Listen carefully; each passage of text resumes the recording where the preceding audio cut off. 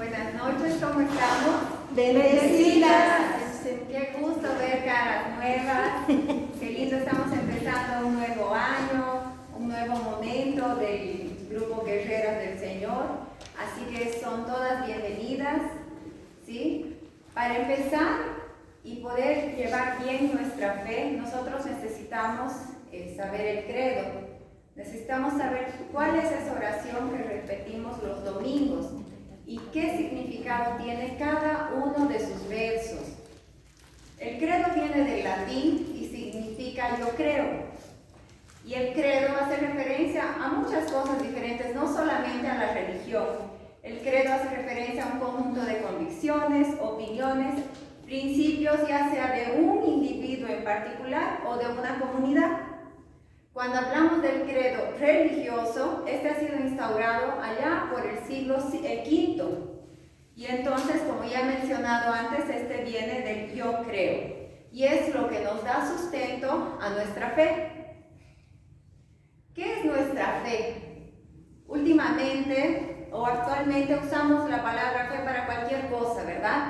Vemos a alguien medio decaído, vemos a alguien tristón y le decimos ten fe, lo vas a lograr, tú puedes. Pero ten fe en qué. La palabra tiene que ser completa y tiene que ser con autoridad. Ten fe en Jesús. Ese es el centro de nuestra fe. Nuestra fe es cristocéntrica, ¿sí? Y nosotros, como mujeres católicas, no podemos dejar de ir al contexto bíblico. Y según la Biblia, ya San Pablo nos decía que la fe es la certeza de lo que se espera y la convicción de lo que no se ve. Esa vamos a encontrar en Hebreos capítulo 11, versículo 1. Entonces, miren qué profundo es. Es el esperar algo que no estamos viendo, pero tenemos esa confianza plena, tenemos esa certeza en el Padre que Él va a obrar. Y no necesariamente en todo lo que querramos, sino que según su voluntad. Y ahí es donde viene nuestro discernimiento. Para que tengamos fe necesitamos 4 pilares. Hablamos de confianza. ¿En quién confiamos? En Dios. En Dios. Hablamos del poder de Dios. Para hablar del poder de Dios necesitamos reconocer su autoridad. No su autoridad solamente como el Dios creador, sino que la autoridad que Él tiene en nuestra vida. Hablamos de la obediencia. ¿Yo estoy dispuesta a obedecer? ¿Será que estamos dispuestos a obedecer o queremos movernos según nuestra voluntad? Y tiene que ser integral. ¿Por qué? Porque no es solamente para lo que me conviene, es para todos los aspectos de mi vida.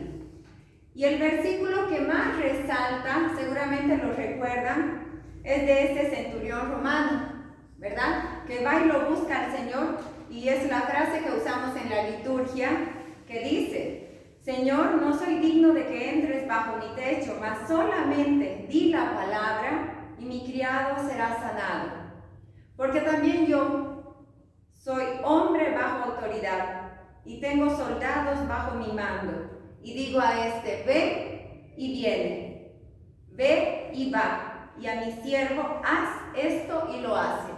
Entonces, este soldado romano, desde su autoridad, desde el conocimiento que él tenía de la jerarquía al que él se sometía a diario, él encuentra la autoridad de Jesús, se encuentra cara a cara con ese hacedor de milagros, con ese liberador de demonios.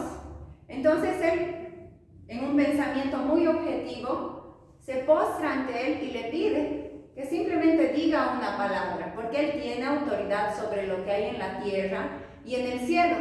Entonces es así como nos tenemos que mover. Y entonces podemos decir que cuando somos obedientes estamos abiertos a grandes milagros. Tal vez no a lo que queremos, pero sí a grandes milagros.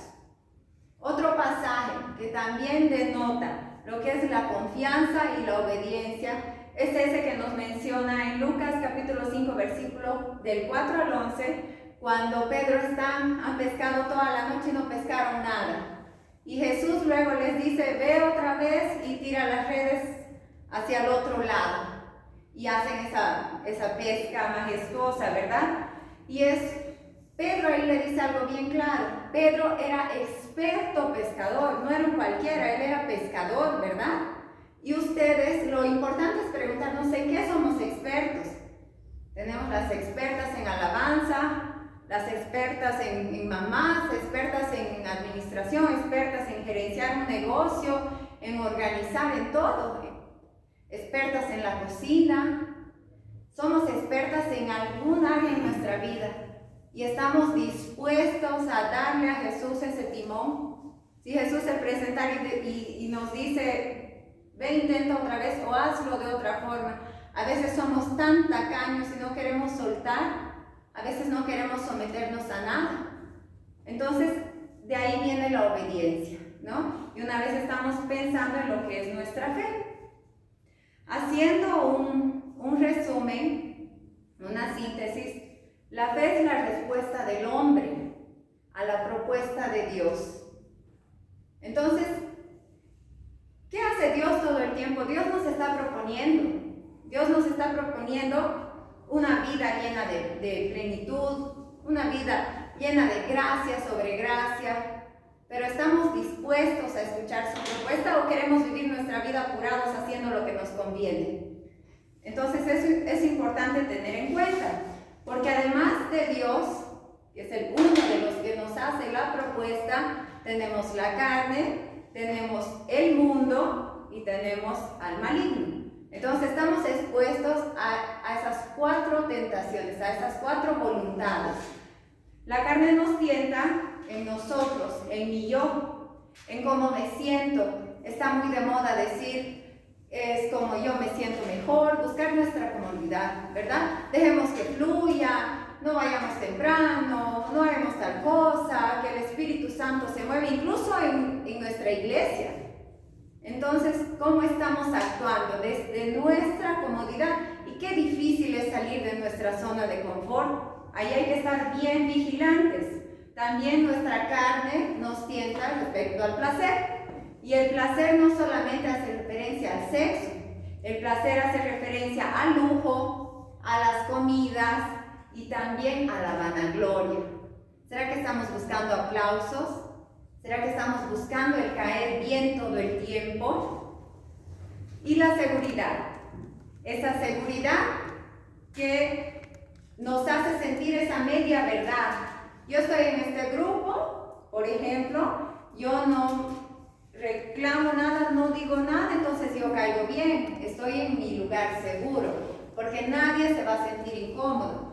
Entonces ahí tal vez estemos pecando por omisión. Ya el mundo nos llama a seguir la corriente. El mundo nos invita a que seamos libres, a que buscamos, tal vez no opinar sobre la vida ajena, que nos ocupemos de nosotros nomás, pero la palabra nos dice que tenemos que corregir de forma fraterna. Y también nos incita a aceptar lo que son las drogas, lo que es más moderno, lo que es más nuevo, las ideologías de género. Nos maquilla de tal forma esos pensamientos que hasta nos hace pensar que nos hace vivir como en una anestesia, nos hace sentirnos como obnubilados a eso. Y entonces el mundo, la idea que el mundo nos vende es que o aceptas lo que el mundo te está proponiendo o vas a ser rechazado. ¿Y a quién le gusta ser rechazado? A nadie, ¿no? ¿Cómo es que sentimos esa rabia, esa cosa cuando no nos salen bien las cosas? Imagínense el sentirnos rechazados encima. Y viene Satanás, que es el gran imitador, que es el gran falsificador, que es el padre de la mentira, pero que se disfraza de ángel de luz. Y ahí podemos entender lo que son toda esa tendencia de la nueva era, que es el gran peligro, ¿verdad? Porque nos llama a la iluminación, nos llama a lo que es esa búsqueda de crecimiento, de divinización. Sin embargo, la palabra nos dice que el único momento de iluminación es el del bautismo. Entonces, mucho cuidado, estemos vigilantes con esas cosas y las tendencias que son de la nueva era. ¿Y cómo nosotros vamos a poder discernir? Porque si lo ponemos así, si todo fuera así, separadito y claro, sería fácil decir yo con eso no me meto. Sin embargo, nosotros necesitamos conocer al pie de la letra lo que es nuestro credo, para que no nos vengan a marear la perdiz, ¿no? Para que el enemigo no pueda obrar a partir de nuestras carencias o de nuestras necesidades. Y ese es nuestro credo. Tenemos dos tipos de credo: el credo que lo rezamos los domingos y el credo niceno. Ambos credos han sido elaborados por la Iglesia para reafirmar nuestra fe en un momento de cisma, en un momento de herejía. Entonces, el año 335 más o menos se ha sacado el credo niceno, que enraiza un poco más todo lo que nosotros profesamos cuando decimos el credo.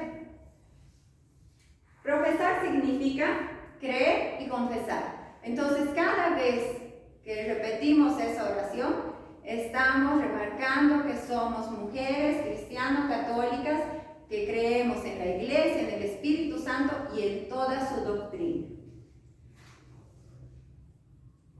En sí, la Iglesia es la primera en creer. La Iglesia como institución es la primera en creer y es la que nos conduce y alimenta nuestra fe. La iglesia es la primera en confesar a Jesús como el Señor. La iglesia es ese cuerpo de Cristo, ¿verdad? Y el credo se divide en tres partes, en las tres personas de la Santísima Trinidad.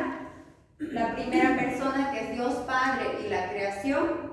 La segunda parte hace un llamado a la segunda persona y el ministerio de la redención, la entrega de Jesús en la cruz.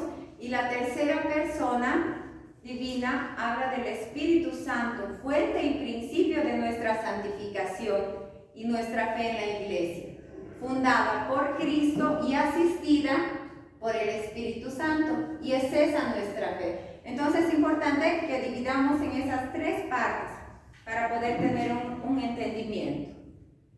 Cuando nosotros decimos, vamos a revisar línea por línea, ¿sí? Cuando nosotros decimos creo en Dios Padre, estamos entendiendo que Dios ha querido revelarnos su intimidad, su ser trinitario, las tres personas, Padre, Hijo y Espíritu Santo, para que participemos junto con Él. Dios se ha revelado como Padre y comunica su designio salvador en el Hijo, a través del Espíritu Santo y a través de los acontecimientos y las palabras. Es como se va desarrollando la historia de la salvación que nosotros conocemos, ¿verdad? Entonces, de esa forma, Dios viene a realizar, a entablar un diálogo con nosotros, que somos su creación, y Él de esa forma nos hace parte de su historia. Nos hace parte y nos da la oportunidad de llegar a la salvación. Su amor y su justicia no se oponen entre sí, y eso a qué nos lleva a entender que su misericordia es grande, que su amor es infinito y que es un Dios de bondad. Dios acepta incondicionalmente al hombre, y este amor, esto es importante que tengamos en cuenta, incluye la justicia por la que Dios hace justo al pecador, ¿no? Entonces no es que Dios solamente nos ama, y hay que tener mucho cuidado, no es que Dios nos ama y todo está bien, no. Dios nos ama y nos quiere corregir. Entonces el primer momento nos encontramos con Él, y a partir de ese encuentro necesitamos corregirnos, necesitamos esa conversión que es cambiar de rumbo, empezar a dirigirnos a Cristo. Jesús nos da una imagen totalmente perfecta y nueva de su Padre, porque en el Antiguo Testamento vemos mucho, ¿verdad? Ese Dios castigador, ese Dios que se enoja. Entonces Jesús viene a mostrar ese Dios misericordioso. Somos hijos en el Hijo. Jesús es hijo por naturaleza consubstancial del Padre, y nosotros lo somos por adopción en el Hijo. Entonces, gracias a Jesús, nosotros empezamos a ser parte de la Santísima Trinidad y de su Iglesia.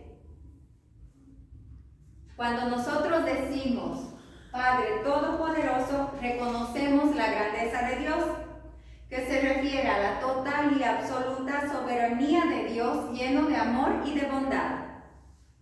Su omnipotencia la podemos expresar, la podemos ver en la realidad del mundo. Y hay que tener cuidado, Dios tiene el control. Por más que el mundo parezca un lugar de confusión y de caos, no, Dios tiene el control. El mundo y los hombres no son frutos al azar. Nosotros no somos presa de un destino. Nosotros tenemos un amo y Señor y tenemos el libre albedrío. No estamos en las manos de un destino impersonal. Entonces es importante, no es que somos hijos de nadie, somos hijos del Creador. Y Dios no es proyección de nuestras necesidades. Está mal cuando nosotros solo recurrimos a Dios para pedirle. Más bien, Él tiene que ser parte fundamental y central de nuestra vida. Por lo tanto, Dios Todopoderoso es el Señor de lo pasado, de lo futuro, de lo que existe, de lo que sucede, de los hombres, del mundo y de la historia. Eso tenemos que vivirlo acá en el corazón para poder profesar bien nuestra fe. Cuando hablamos de Él como Creador, el primer sentido de su creación, la finalidad con la que Él nos ha creado es para que le glorifiquemos. Él no nos ha creado para que una sea médico, la otra abogada, la otra buena mamá, no. Eso es un plus. Él nos ha creado para que lo glorifiquemos, así como están sus ángeles. Y entonces la creación no se limita a ese primer momento de Adán y Eva, ¿no? La creación es cada día, mientras se conserva nuestra humanidad a través de su Espíritu Santo, porque Él es el que nos sostiene. Nosotros somos seres perecibles. ¿Qué es lo que permite que cada día estén naciendo nuevamente niños? Que nuestra sociedad siga y siga creciendo y todo eso es Dios, ¿verdad? Cuando decimos del cielo y de la tierra, en la Sagrada Escritura la expresión cielo y tierra significa todo lo que existe. Criaturas espirituales, y estaríamos hablando de los ángeles, y corporales, que somos nosotros. Es el Dios de todo lo visible y lo invisible, que repetimos en el credo niceno. Por lo que la palabra nos recuerda que solo en Dios el hombre podría encontrar la plenitud de sus deseos. Podemos buscar en el trabajo, en la rutina, en la familia, en los hijos, en todo. En el dinero no vamos a poder llegar a esa plenitud, porque de Él hemos venido y en Él tenemos que buscar. Cuando hablamos de lo que son el hombre y lo que es material, vamos a encontrar en el Salmo 139, muy claro, que dice: cuando en lo oculto me iba formando y entretejiendo en lo más profundo de la tierra, tus ojos veían mis acciones, se escribían todas en un libro, calculados estaban mis días antes que llegase el primero. Dios ya nos soñaba, Dios ya nos sabía, Dios ya nos esperaba antes de que vengamos a la vida. Entonces, ¿cómo todo es tan perfecto y tan maravilloso? Y ahí es donde necesitamos entender que somos mucho más que el fruto de una evolución biológica, mucho más que esa evolución que tal vez del mono o no sé de qué, ¿no? Que muchas veces nos enseñan. ¿Y en qué consiste cuando dice que hemos sido creados a su imagen y semejanza? Significa que el hombre es constituido como Señor de la tierra. Él nos ha dado esa autoridad sobre los demás seres vivos, que ha de cuidarla y servirse de ella, que es el administrador del dominio de Dios en la tierra, que se distingue por su alma espiritual. Eso es lo que nos diferencia de los animalitos, tal vez, o de las otras creaciones, y está dotado de razón y voluntad libres. Dios nos ama tanto que nos permite elegir.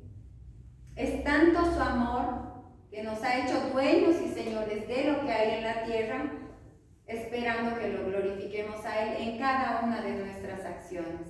Entonces, vale la pena reflexionar si lo estamos glorificando en cada momento de nuestra vida.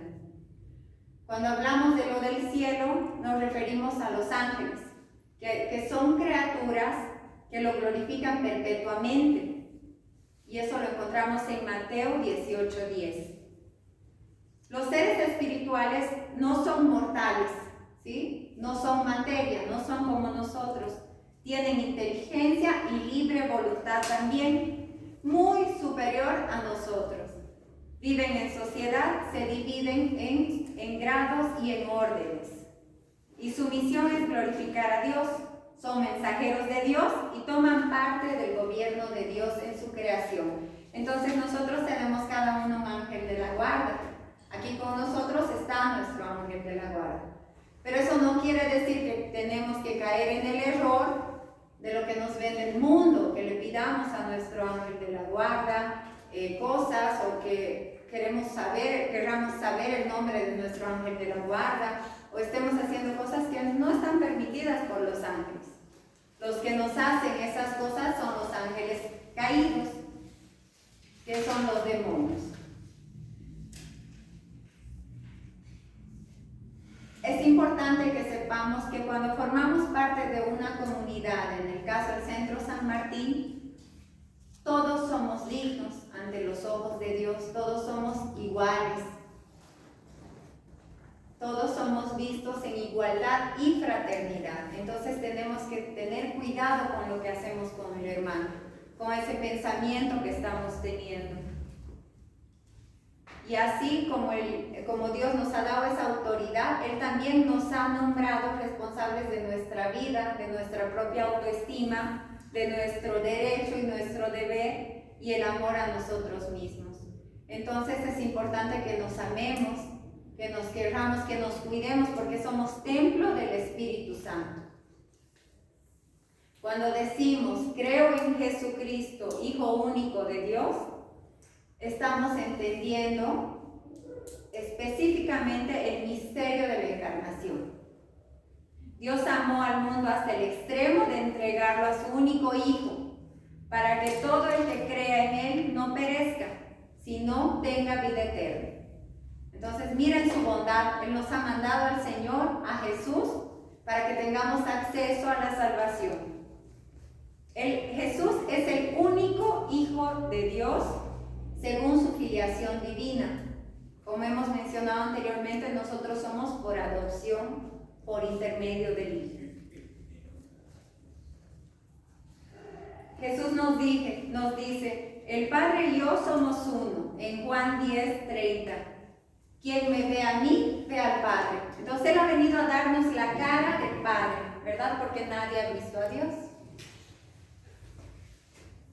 Cuando lo reconocemos como nuestro Señor, la palabra nos dice en Romanos 10:9, porque si proclamas con tu boca que Jesús es el Señor y crees con tu corazón que Dios lo ha resucitado de entre los muertos, te salvarás.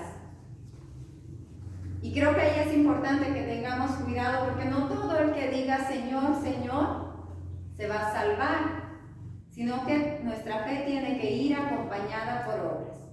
Reconocer a Jesús es reconocerlo en el prójimo, es tener ese cuidado, tener esa calidez, es verlo y poder servirlo también, ponernos a servicio del prójimo. Todo os pertenece, el mundo, la vida, la muerte, lo presente y lo futuro, todo es vuestro, pero vosotros sois de Cristo y Cristo es de Dios. Miren qué bonito. Nosotros somos autoridad en la tierra ante el resto de la creación de Dios, y nosotros pertenecemos a Cristo, porque Él ha pagado nuestro precio con su sangre en la cruz, y Cristo es de Dios. Entonces juntos somos una familia.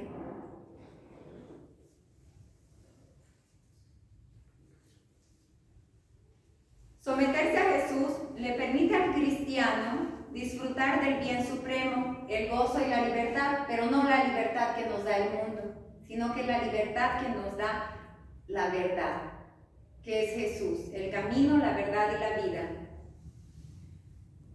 El misterio de la encarnación, que es central en nuestra fe cristiana, es importante que lo meditemos y lo contemplemos en nuestro corazón cada día, porque hasta a través de Dios se ha unido a través de su Hijo definitivamente con el hombre y su creación, y a través de Él Dios no dejará de ser nunca un Dios con nosotros.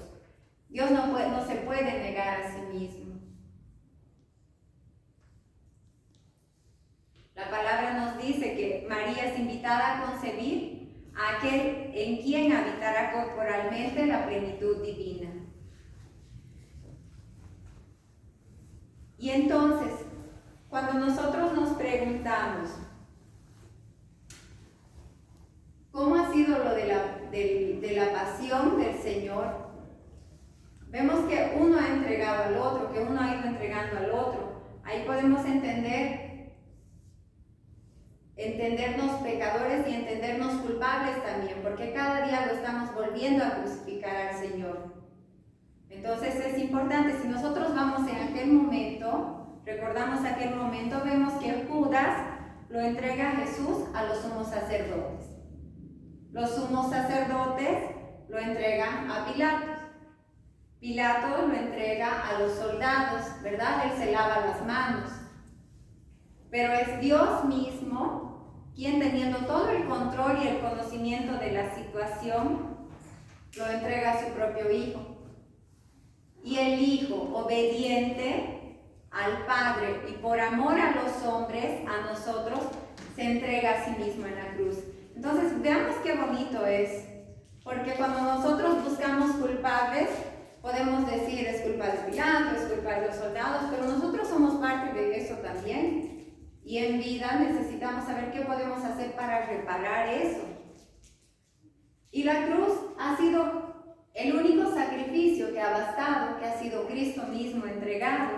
Y Él es el único mediador entre Dios y los hombres. Él es nuestro abogado, es nuestro juez y es nuestro amigo, es nuestro hermano. Tanto que al momento, al pie de la cruz, Él eleva una oración diciendo: Padre, perdónales porque no saben lo que hacen. Y eso encontramos en Lucas 23, versículo 24. Ante la cruz nosotros podemos obtener gracias, el perdón de nuestras culpas, si nos rendimos ante la gracia del Redentor, si es que lo reconocemos como Redentor, como protagonista de la obra salvífica de Dios. Cuando hablamos,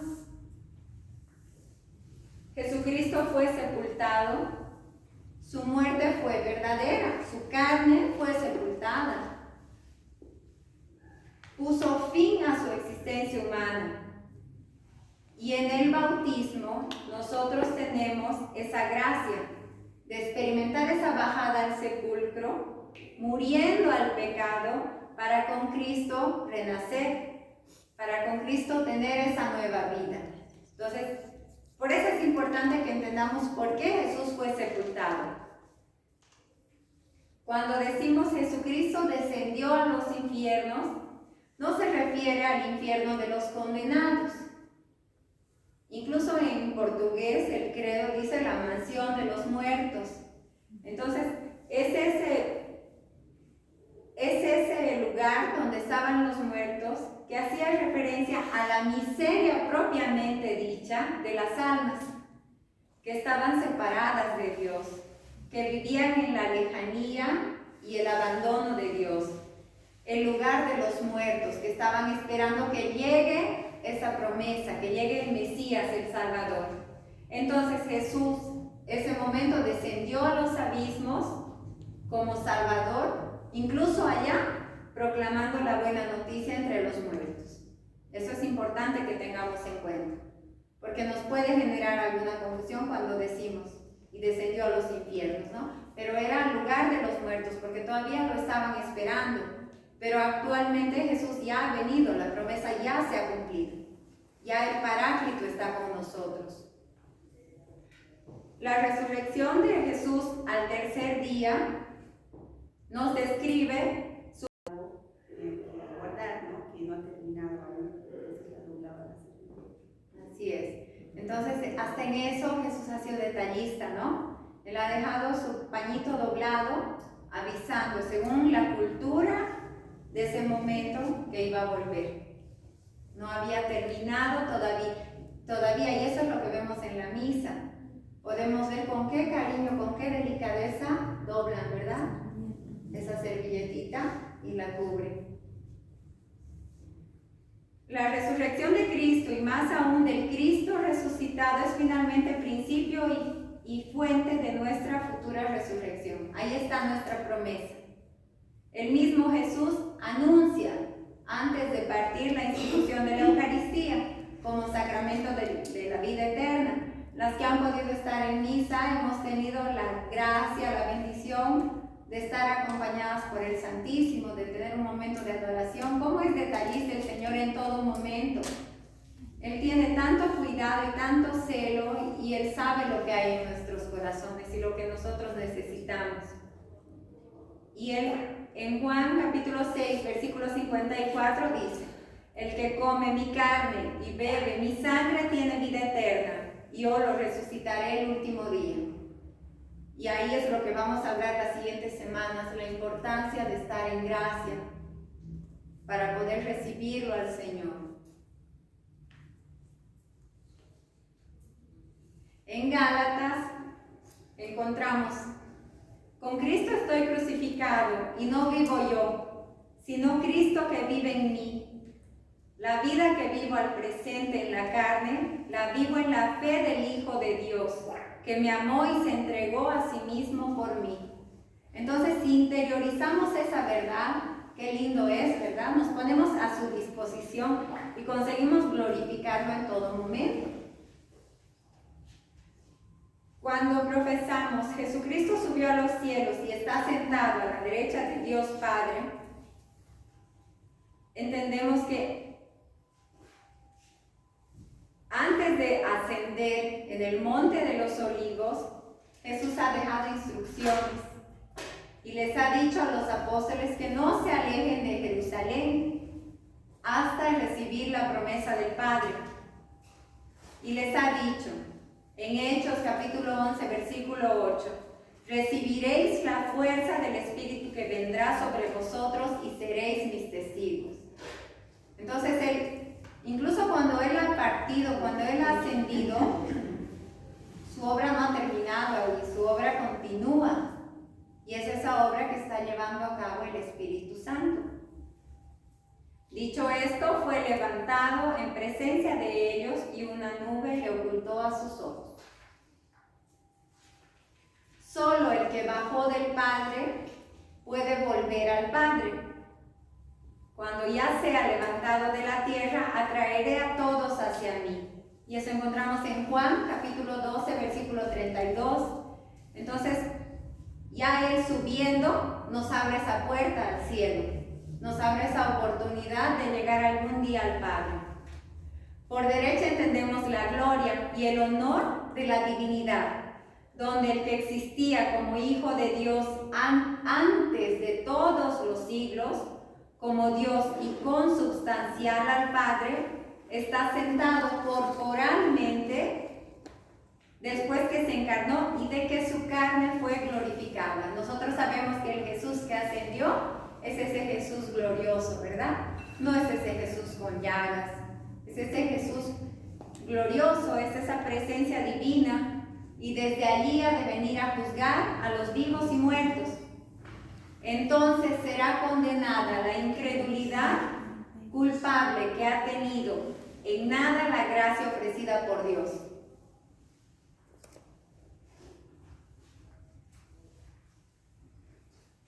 Bueno, hasta ahí llegamos. Como ven, es importante que nosotros leamos el credo. Para eso está el catecismo de la Iglesia Católica.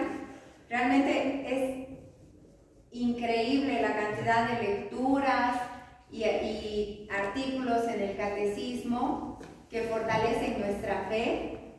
Entonces queda de tarea. Nos faltan lo que es nuestra iglesia, lo que es la comunión de los santos, el perdón de los pecados, la resurrección de la carne y la vida eterna. Todo lo que ya corresponde al Espíritu Santo. Realmente he tratado de hacerlo lo más resumido, pero es difícil. Es nuestra fe. Yo me he quedado sorprendida. He dicho, tú sabrás, Señor. Entonces queda de tarea para cada una. Es importante que cada una se haga responsable. Y nosotros como grupo de oración y como comunidad estamos para apoyarnos, para acompañarnos y para corregirnos también. Así que nos pongamos de pie. Vamos a ofrecerle al Señor un credo.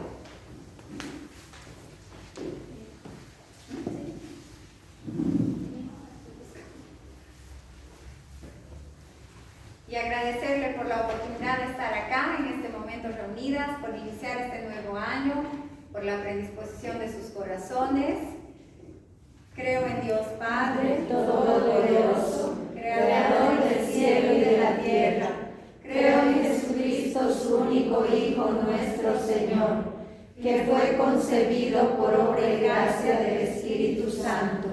Nació de Santa María Virgen, padeció bajo el poder de Poncio Pilato, fue crucificado, muerto y sepultado, descendió a los infiernos, al tercer día resucitó entre los muertos, subió a los cielos y está sentado a la derecha de Dios Padre Todopoderoso. Desde allí ha de venir a juzgar a los vivos y a los muertos. Creo en el Espíritu Santo, la Santa Iglesia Católica, la comunión de los santos, el perdón de los pecados, la resurrección de la carne y la vida eterna. Amén. En el nombre del Padre,